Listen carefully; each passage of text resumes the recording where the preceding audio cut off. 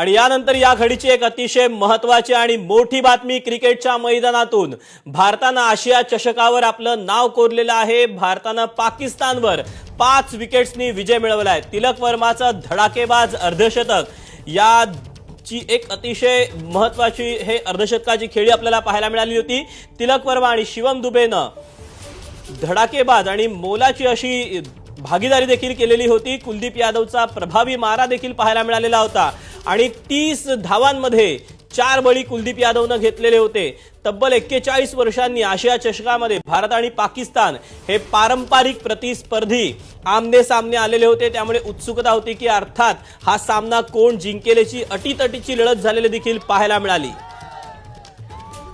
आणि आता सध्या या सगळ्या मॅच बद्दलचं सेलिब्रेशन सुरू झालेलं आहे मुंबईत विविध ठिकाणी। सत्यम सिंग आपल्या सोबत आहे। सत्यम, तू कुठे आणि काय सेलिब्रेशन सुरू आहे? नक्कीच चेंबूर परिसरामध्ये आपण आहोत। या ठिकाणी इंडिया आहे तर मॅच जिंकल्यानंतर मोठ्या प्रमाणात या ठिकाणी सेलिब्रेशन चालू आहे।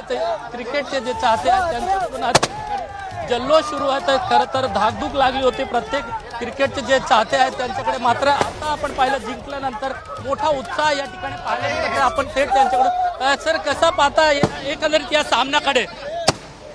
एकदम जबरदस्त सामना होता। त्यामुळे एकंदरीतच मुंबईमध्ये विविध ठिकाणी सध्या सेलिब्रेशनला सुरुवात झालेली आहे। फटाके फोडले जात आहेत।